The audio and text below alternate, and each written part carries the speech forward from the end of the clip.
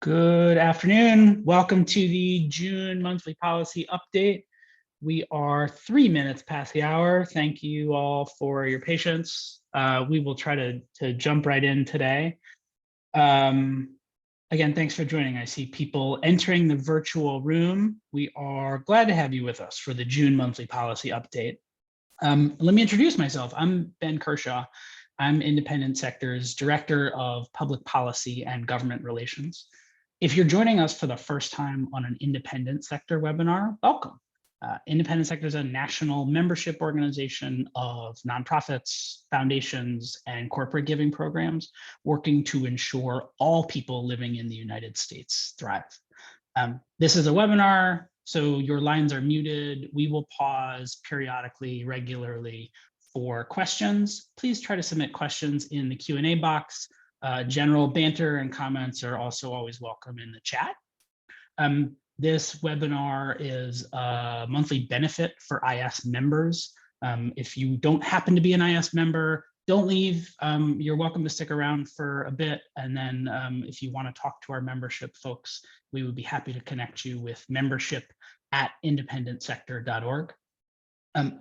Before we start, I want to respectfully acknowledge I'm joining you today from Washington, D.C., and it is the ancestral home of the Piscataway people who are still in the area working to reclaim their land and their traditional practices. Also, a lot of the buildings and places we inhabit in Washington, D.C. were built by enslaved people. Wherever you are joining us from today, again, welcome. It's good to have you with us. It's good to have you in this work with us. I'm joined today by our trusted partner at Washington Council, Ernst & Young, Wes Coulomb. Thank you for being with us today. And by my colleague at Independent Sector, Allison Grayson. Allison is IS's Director of Policy Development and Analysis. And the news that we're going to start with today from the charitable sector is the release of the annual Giving USA report, telling us what happened with charitable giving in 2022. And we're very lucky to have Allison at IS for many reasons. In addition to her work with IS, she serves on an advisory panel for Giving USA. So she's been in the weeds on this work in a way that some of us advocates may not have always been. I will also note that this is Allison's second to last day at Independent Sector as a full-time employee. I'll give you, those of you who know Allison and for whom this was news, a moment to let that the gravity of that sink in. We're all smiling, but we're really sad to see Allison go. We're excited for her new adventures. And we've been embarrassing her with similar announcements in every of her last convenings that she's joined. So Allison, maybe this is your last laugh. We'll see what kind of embarrassment we can give you tomorrow. So with that joking aside, Allison, thanks for joining this monthly policy update. Can you give us an overview and some key takeaways from your perspective on the Giving USA totals released last week? Absolutely. And I mean, I think we thought that these giving numbers were going to be kind of the most headline worthy content that applies to the sector for the month of June. And then the Supreme Court gives us new content, which I'm sure you guys will discuss in a few minutes. So we'll start with the older headlines, which are the giving. And the big takeaway is, giving totaled $499 billion last year, but it's important to note that it actually declined in 2022 compared to 2021. It declined 3.4% in current dollars and 10.5% in inflation adjusted dollars. And to put that into context, it's only fallen 3 other times in the last 40 or so years. In 1987, when the UCD expired, the last time it was in place, and in 2008 and 2009 during economic downturns. So this is really notable. It didn't even decline in the last economic downturn we saw in 2020, right? So we don't see giving go down much. And it's important for us to understand why this is happening, and also why it may or may not be similar or different to the last 3 times that we saw a decline. The second big talking point for us to really think through is that historically, when we have talked to policymakers about tax policy that encourages giving, a lot of times their reaction is, well, don't worry. Any tax policy we develop that stimulates the economy will definitely benefit giving, because giving always tracks with the GDP. That was true, but it was also true primarily with data that existed before 2017. And then since that time, things have been kind of all over the place. But this year's data provides sort of a unique insight into the fact that that correlation actually does not mean causation. It's something we've been saying for years, but this year's data means it's especially true. GDP increased by 9.2%, while giving decreased 3.4%. So this year, the economy and giving moved in opposite directions. And that means there is something to the way that tax policy is structured and what is happening economically in households and in certain types of households that we're not fully understanding, and we need to explore further. It's more nuanced than policymakers previously thought. So in the Giving USA report, they cite 2 major causes that I want to kind of give a little more context to. One of the causes they cite is inflation, and that's not unusual. So the difference here is that typically with inflation, we see giving, especially sort of the inflation adjusted value of giving, decline, because donors give kind of the same amount of money in an inflation year. They don't increase their amount of money sort of to track with inflation. They don't typically give less. We actually saw less giving this year. So that's one difference around inflation. The other is, giving in inflation adjusted dollars declined 10.5% in a single year between 21 and 22. If you want to compare to the last time we saw a period of high inflation, so 1972 to 1975, giving declined not quite 9% over 3 years. So we saw a steeper decline in a single year of high inflation than they saw over the course of multiple years in the 70s. So that kind of is another indicator that there's something else at play. It's not just inflation. There's something else happening here that we need to explore. And that's where it gets to a second sort of note from the Giving USA report that originally was brought to the sector's attention in the Fundraising Effectiveness Project, which is the role of the stock market and its volatility. Specifically, the sector's revenue is increasingly dependent on sources that get their income from the stock market. So we have this concentration of stock-driven revenue. It's kind of how I talk about it. I personally, Allison, see this as one of the biggest issues coming out of both of these reports, and I can't stress it enough. If I were the writer, I might have made this the headline of both press releases. Giving USA called this trend a canary in the coal mine, but essentially what they're saying is we have been talking for a long time about how the sector is losing donors. Fewer and fewer people are giving to nonprofits. Our base of donors is shrinking year after year, and it's making nonprofits have to turn to major donors to give larger gifts to kind of make up that funding gap. The challenge is large donors and foundations revenue are primarily derived from the stock market. So if the stock market is experiencing volatility, that means that those same funders and foundations, also their revenue is fluctuating at the same time. And it means then that any revenue that flows through to nonprofits will also fluctuate. And so what Giving USA and Fundraising Effectiveness Project are saying essentially is that the sector is more subject to a volatile stock market now than it has been in years past because of this ever shrinking concentration of donors And those donors are really, their money is tied to the stock market. In the past, when we had a larger donor base where people's income came from salaries, which are considered more stable, that also provided a more stable source of philanthropic revenue for nonprofits. There was a smoothing effect that was in place that now we're starting to lose. The challenge for this is downstream a couple of effects. One, we need this smoothing effect when there are economic downturns so that the sector can step up and meet increasing demand. If we have an economic downturn and the stock market kind of plummets, that's the time we need more revenue, not less, right?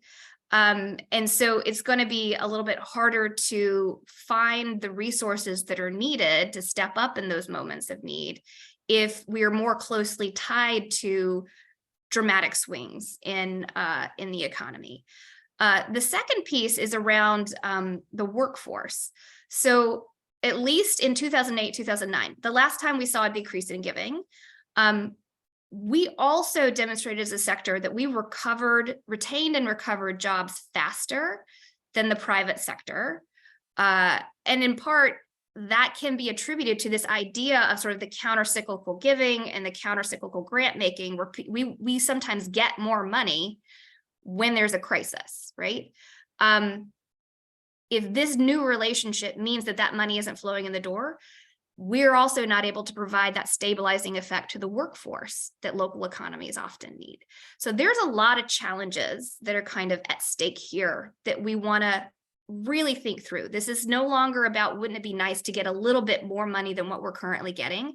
This is about the sector's revenue becoming less stable as a whole. And that's something for us all to be a little worried about when we talk about sector resilience and overall community resilience. Last but not least, just a quick note about timing. These numbers, because they are really challenging, they provide us an opportunity to make some really great cases for important policy asks like a universal charitable deduction.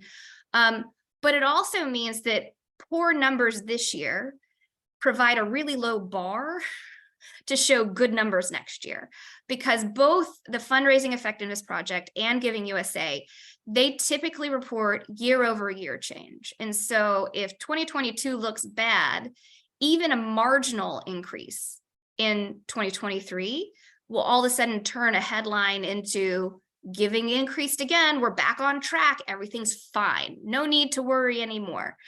Whereas what we know we're looking at right now is actually the outcome of many of the trends we've been talking about for so long, but they were so nuanced you couldn't see them in the top line headlines. And for at least a short amount of time, policymakers can't ignore the headlines. But starting next year, because this again is such a bad giving year to a certain degree, and I'll put that in quotation marks because people were really generous.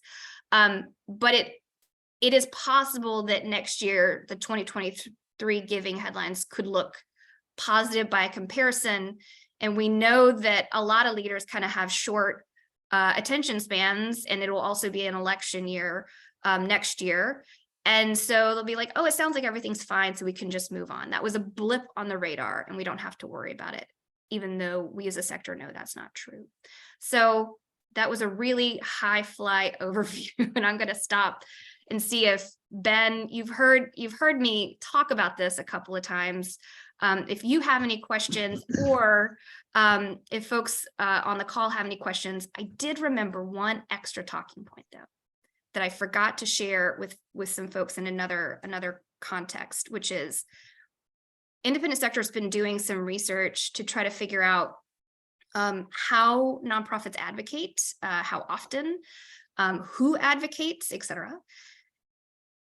Those findings are going to come out July 18th, and there was a lot of interesting data in there. There's a lot of data in there that surprised me, and when our research team told us, my face did this, literally.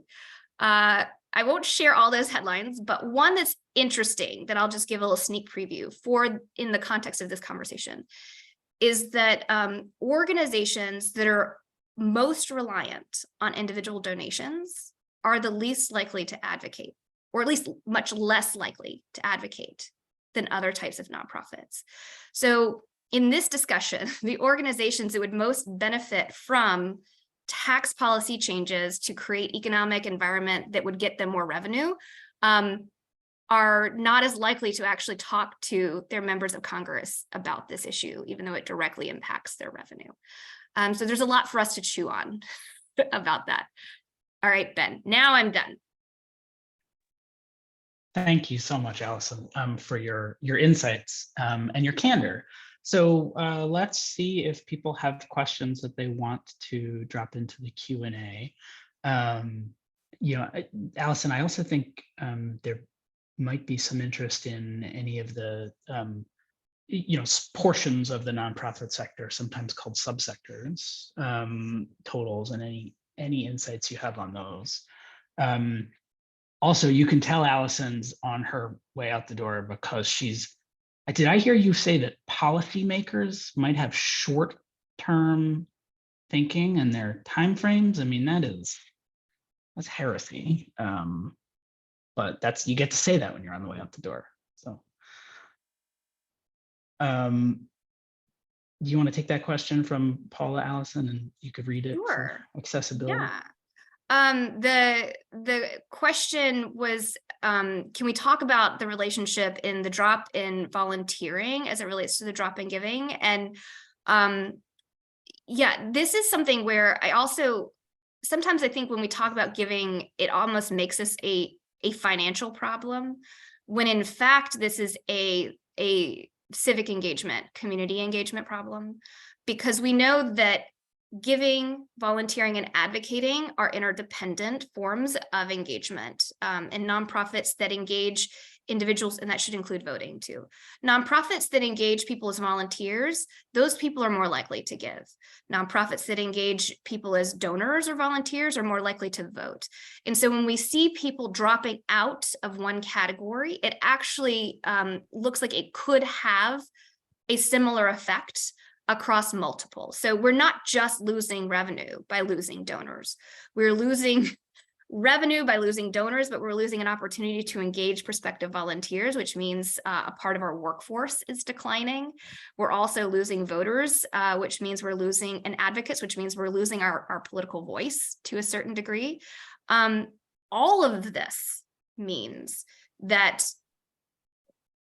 people in our community are becoming a little more isolated, and they don't know how to participate in conversations about how to improve their own lives and those of their neighbors.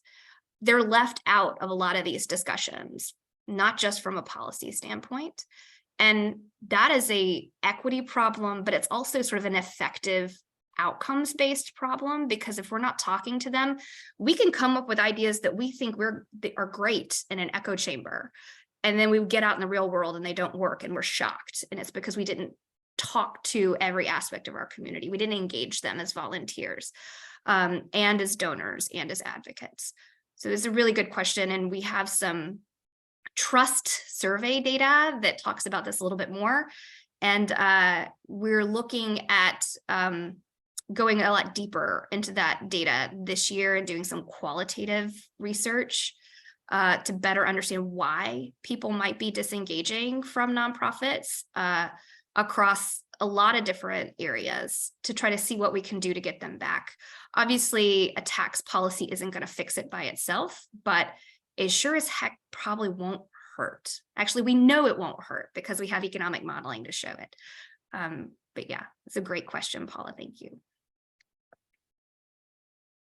While we give folks one last chance for additional questions, I will note that the tax policy Allison referenced is tax policy we continue to advocate for, most concretely at the moment, the Charitable Act, S566 in the Senate and HR 3435 in the House of Representatives. Allison and Ana Montañez and on our team and other advocates were on the Hill yesterday talking to folks about it. So, I have a question from Alec Lopata at Forefront, Allison, about, and I want to make this our last question, and then let's move on. What's the best way to balance talking about drops in giving from an economic perspective versus a civic engagement problem when you're talking to policymakers. What are your thoughts on this, I Allison? think this is more of a question for Ben and Wes, but what I'll reference a conversation that I had yesterday with some policymakers. And what I'll say is we often, I think, as a sector, lead with finance and economics, especially when talking about tax policy, because that's the comfort zone of the staffers who work on these issues, right? And so I think we should talk about it in that way. It's very natural. It's something they can connect to and understand. And also sometimes the economic impact information and jobs information is still a surprise to them when we're talking about nonprofits. So it's still important to make sure they're educated on that front. I was leaving some of these conversations kind of feeling like not talking about the civic engagement piece was a missed opportunity, because that's where we get it, like the true community outcome. Because policymakers, they have, I mean, like all of us, right? Like we have a lot of asks of us, a lot of things on our plate, a lot of things we're supposed to be prioritizing. And, there's economic numbers to tweak here or there, jobs numbers to tweak here or there, revenue. And, especially when, policy staff who are talking about tax issues are often talking about things in the trillions. It may feel like some of our numbers are small, but when you start talking about people in your district will stop trusting nonprofits. And by the way, they trust us more than they trust you. And we're the only reason they're still connecting with you. If you let the infrastructure supporting us crumble, what does that mean for voter turnout and engagement? What does that mean for community-based outcomes? And depending on your audience, you can carry it a step further and be like, and what does that mean for the role that government will have to play to backfill some of that absence, right? So I do think we're missing a chance to pull the thread all the way through and use some of that civic engagement data to really illustrate what it would look like if they continue to not prioritize this stuff. Because it's very easy to put it as the 4th, 5th, 6th priority or on the back burner. And one of the reasons we actually get as far as we do in a lot of our advocacy is when we can tell stories about, like, look at this person who's struggling now. They can't wait for you till next year or to make a decision. They need you to make a decision now. And when you're talking numbers, sometimes that's a little harder than when you can give real life anecdotes. And on giving, sometimes that's more difficult to make the connection. But when you get into the civic engagement piece, I think it's a little bit easier to tell those stories. So I think it would probably be a both and. I, though, don't talk to them as much as Wes and Ben. So they may have a different opinion, but I've been wanting to share the civic engagement data more lately. Thank you, Allison. And as you know, Alec who asked the question, is a very savvy advocate and knows this, but we should all keep in mind that the most successful message depends on the messenger and who it's going to. I always like when I talk about the civic engagement piece, I always like to sort of, kind of excuse myself for, appealing to, high-minded patriotism and the founding ideals of America, and right, charitable giving is what it means to be an American. But I think some of it resonates sometimes, but sometimes they give you your minute on the soapbox at least. So right, our conversation is moving towards Capitol Hill, and so we should get there. Thank you again, Allison. If you can hang on, wait, no, you can't hang on, right? So I don't. Okay. Thank you again, Allison. We are ever indebted. Appreciate it. So Wes, there's things going on Capitol Hill.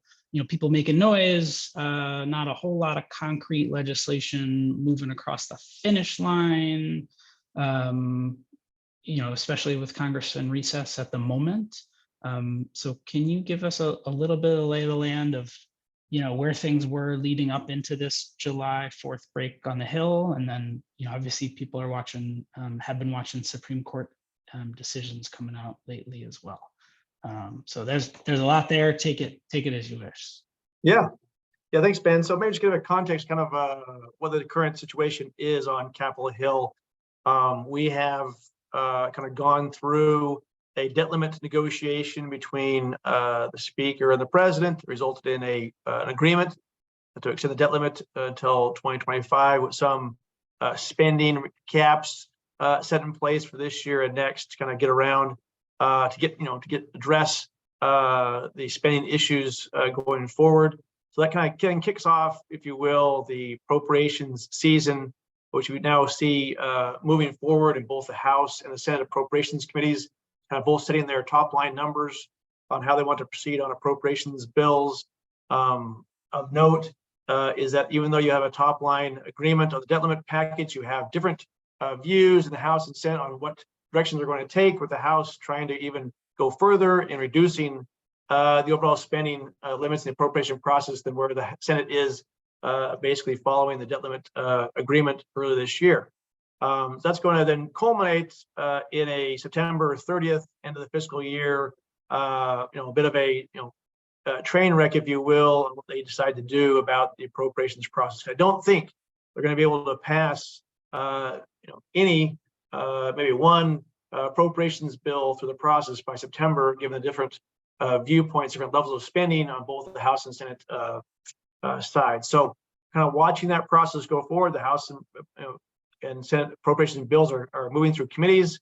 We might see some action on this House floor in July on some appropriation bills there, also into September. But I think that we're kind of getting set up for a fight in September that does not end with appropriations bills getting done, but more likely just a CR to kick the can into the end of the year. One item that was part of the debt limit deal is a provision that would basically institute a 1% cut on appropriations bills that are part of a CR beyond January 1st, 2024. So if they don't get the appropriations bills done by the end of the calendar year, and they have to do another CR into 2024, there will be an automatic 1% cut on those unfinished appropriations bills. So that's kind of also something to watch as this process moves forward into the end of the calendar year going forward. We also have some big items that are on the table for renewal, expiration. The FAA, Airport and Airways Trust Fund, taxes and authorization expires September 30th. So we've already seen some movement on FAA bill.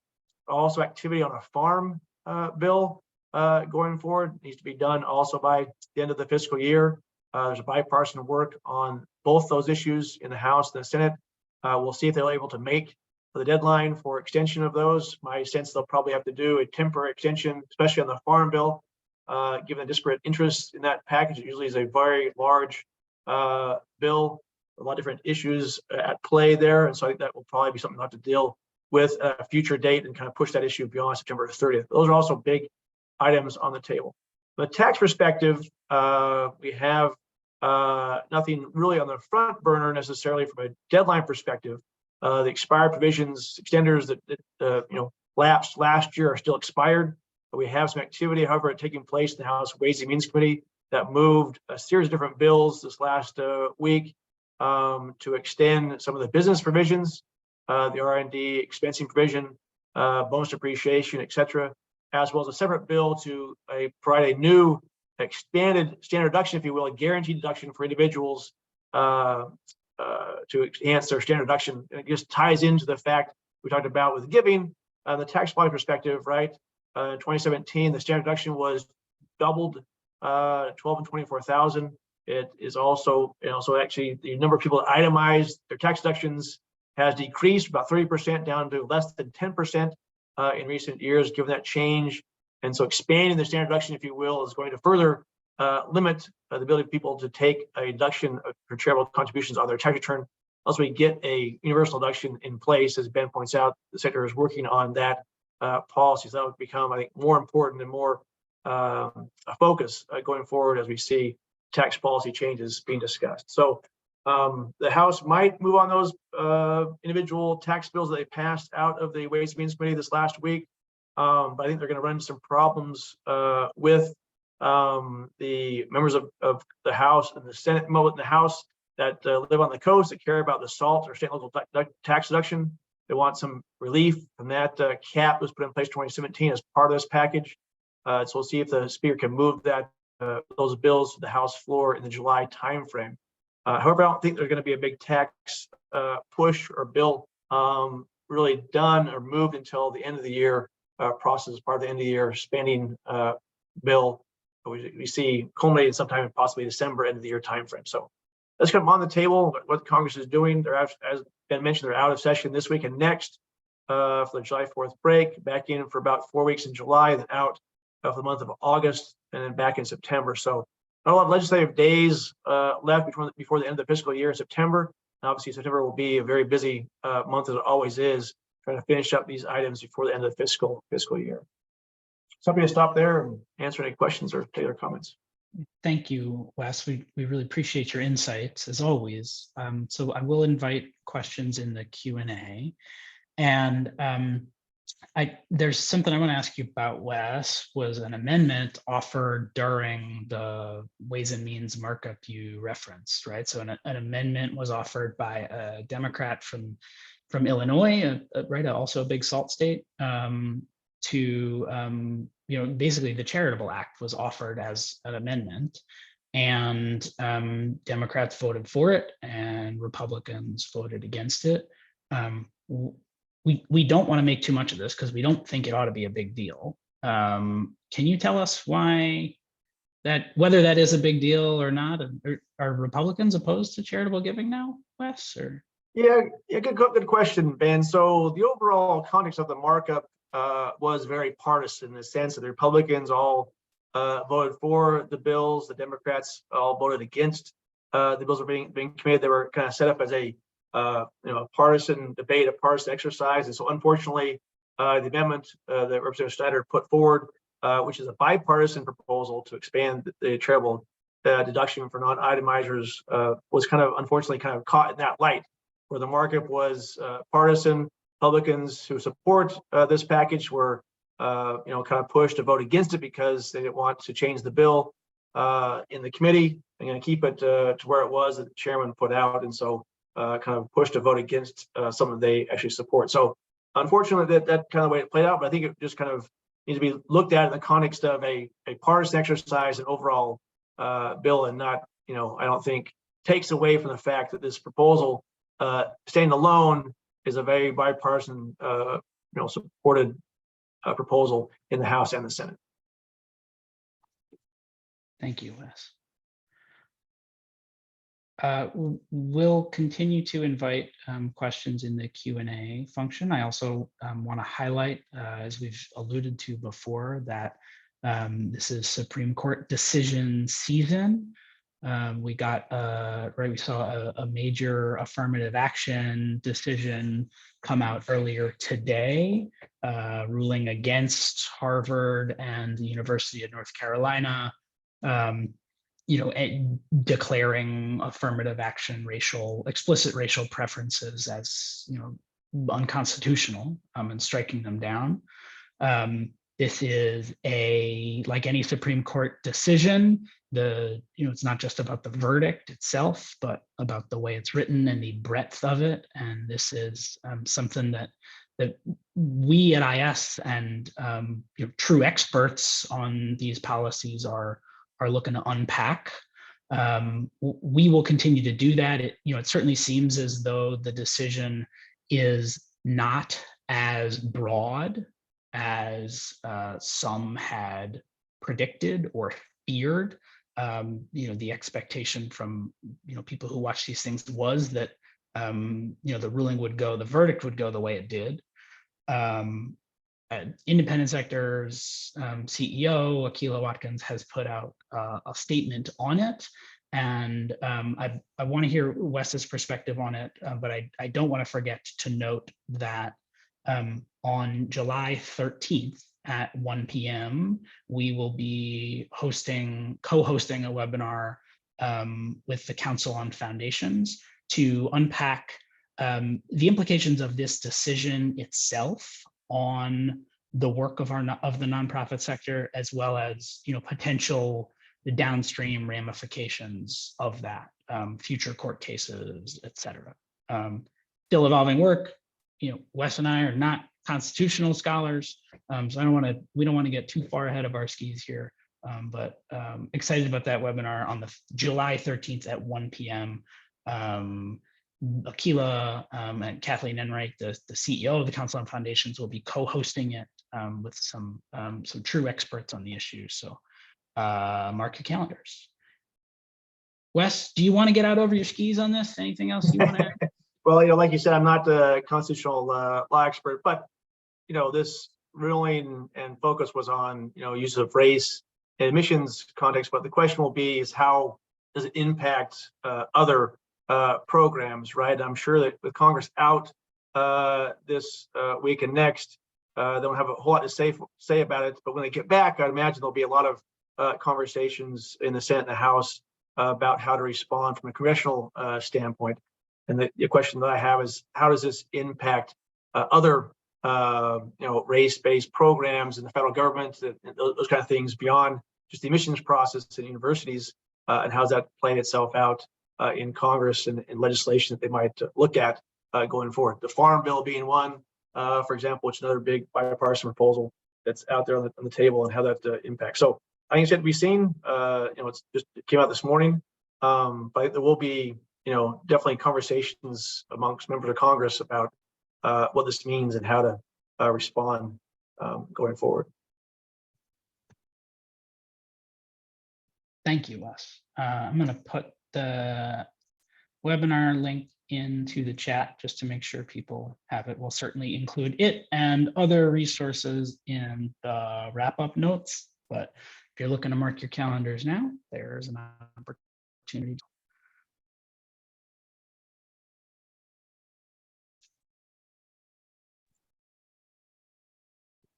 Barring further questions about charitable giving, you missed your chance to ask Allison, but you can ask us, or about what's going on the Hill, or about Supreme Court cases, this one or otherwise.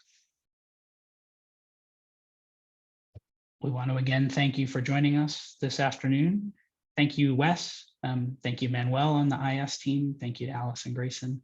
And most of all, again, thanks to all of you for the work you do day in and day out. We're so honored to be standing with you, and we look forward to staying in touch. Thanks again. Thanks.